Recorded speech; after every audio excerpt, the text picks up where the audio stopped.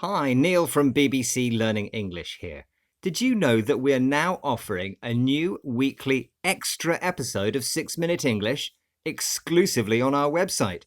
So go to bbclearningenglish.com to find your favourite presenters on your favourite programme. The extra episodes are only available on our website, bbclearningenglish.com. See you there. 6 Minute English from bbclearningenglish.com. Hello, this is 6 Minute English from BBC Learning English. I'm Neil. And I'm Georgina. When it comes to sport, there's something for everyone. Do you play a sport, Georgina? I used to play in a netball team years ago. Now I go jogging and I enjoy swimming too. Yes, I go jogging sometimes and I play football, although I'm no Ronaldo. But some sports, the so-called full contact sports like rugby, American football and boxing, are much more dangerous.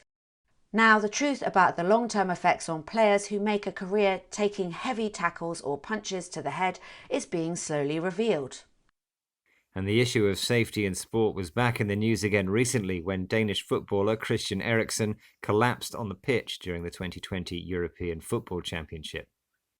At the centre of the debate are worries about possible brain damage and dementia caused by concussion. That's a type of traumatic brain injury caused by a bump or blow to the head, and the topic of this programme. Boxing, of course, is one of the most dangerous sports, and so my quiz question is about a famous boxer. Born in 1949, this boxer has remained mentally and physically fit despite years of punishment in the boxing ring. But who am I talking about? Is he A. Muhammad Ali, B. George Foreman, or C. Mike Tyson? I'm not a big boxing fan, Neil, but I'll say B. George Foreman. OK, Georgina, we'll find out the answer to that question later in the programme. So far, we've been talking about heavy, full-contact sports like boxing, but the truth is that any sportsperson can get concussed. In 2018, hockey player and Olympic gold medalist Nicola White was involved in a heavy collision with another player during a warm-up match. Here's Nicola telling her story to Paul Connolly, a presenter of the BBC World Service programme The Inquiry. I started suffering headaches, nausea, light sensitivity, noise sensitivity. My balance was off. I just felt terrible. I always used to describe it like I was in an Alice in Wonderland.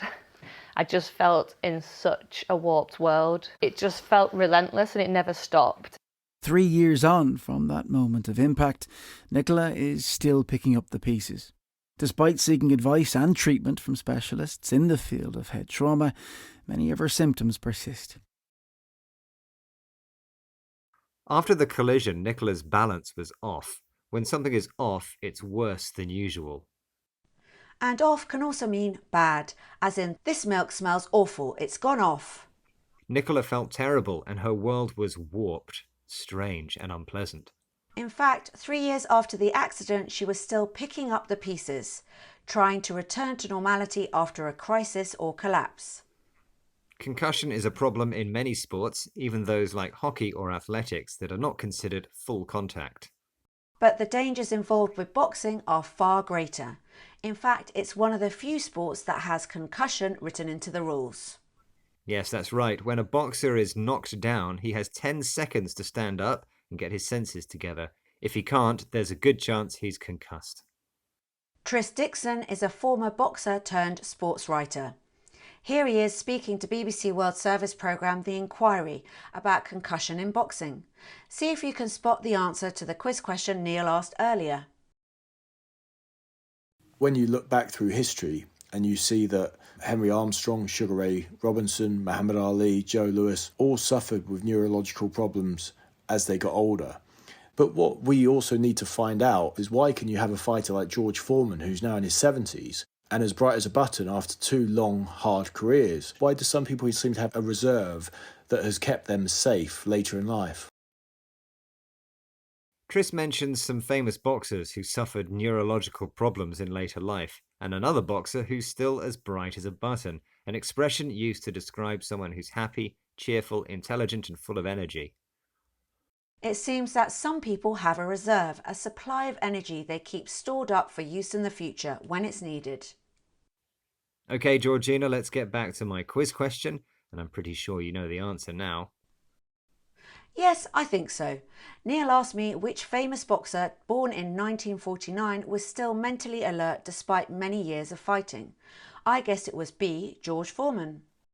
Good listening, Georgina. Thanks, Neil. Looks like I'm as bright as a button today. Let's recap the vocabulary from this program about concussion, a traumatic brain injury caused by a knock to the head. When something is off, it's bad or worse than usual. The adjective warped means strange and unpleasant. To pick up the pieces means to try to return to the way things were before a crisis or collapse. A reserve is a supply of something that you kept back until it's needed. And finally, someone who's as bright as a button is very happy and cheerful, intelligent and full of energy. Sounds like our 6-minute English listeners to me. That's all for our investigation into concussion in sport, but if you'd like to find out more about the subject, you can listen again to the whole programme on the BBC World Service website. And if you want to grow your brain power, not get linguistically concussed, why not join us again soon for more topical discussion and useful vocabulary here at 6-Minute English from BBC Learning English. Bye for now. Bye! 6 Minute English from the BBC.